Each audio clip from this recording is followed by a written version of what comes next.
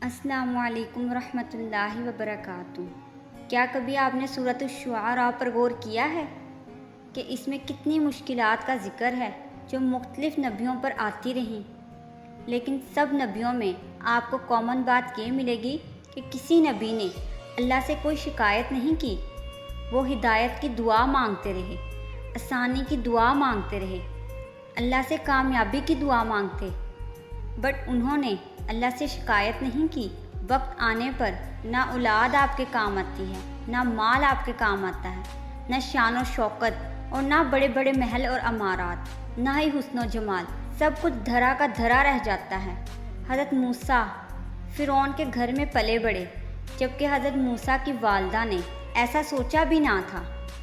دوسری طرف فرعون جس کے پاس کسی چیز کی کمی نہیں تھی، مگر یہ پیسہ اس کو ڈوبنے سے بچا نہیں سکا، جبکہ دوسری طرف حضرت ابراہیم علیہ السلام نے اپنے ہی والد کے گھر پرورش پائی، مگر وقت اور حالات نے انہیں اپنے ہی گھر سے رخصت ہونے پر مجبور کر دیا۔ حضرت نوح علیہ السلام کی بیوی اور بیٹا دونوں نے ساری زندگی ایک نبی کے ساتھ گزاری، مگر پھر بھی وہ ڈوب گئے، جبکہ حضرت نوح علیہ السلام دعا کرتے رہے۔ قوم عاد اور قوم سمود کی طاقت، ان کی انجیر کی مہارتیں ان کے کسی کام نہ آئیں، اور حضرت ہود علیہ السلام دعا کرتے رہے قوم عاد کے لیے۔ اسی طرح حضرت شعیب علیہ السلام دعا کرتے رہے قوم مدین کے لیے۔ اسی طرح حضرت صالح علیہ السلام دعا کرتے رہے قوم سمود کے لیے، مگر وہ دعائیں ان کی ہٹ دھرمی کی وجہ سے کسی کام نہ آئیں۔ اب یہ ایک علیحدہ موضوع ہے کہ ان قوموں کے ساتھ کیا ہوا، مگر یہاں یہ بات نوٹ کرنے والی ہے کہ تمام نبی محنت کرتے رہے، تبلیغ کرتے رہے، مگر کوئی نبی مایوس نہیں ہوا۔ کسی نے اللہ سے شکایت نہیں کی کہ ہماری قوم ہماری بات نہیں مان رہی، بلکہ ہر ایک نے دعا میں اللہ تعالیٰ سے ہدایت مانگی، ان کے لیے سیدھا راستہ مانگا، اپنی مشکل کی آسانی مانگی، سچی بات دل میں اترنے کی دعا مانگی، جس کو قلب سلیم کہا جاتا ہے۔ ہر ایک نبی کی لائف کا جو گول اور مقصد تھا وہ پورا کرتے رہے، اللہ کی عبادت کے ساتھ دنیا کا کام کرتے رہے۔ ہر ایک نبی کی مشکل دوسرے سے مختلف تھی، لیکن ہر ایک کا ٹیسٹ پیپر الگ تھا۔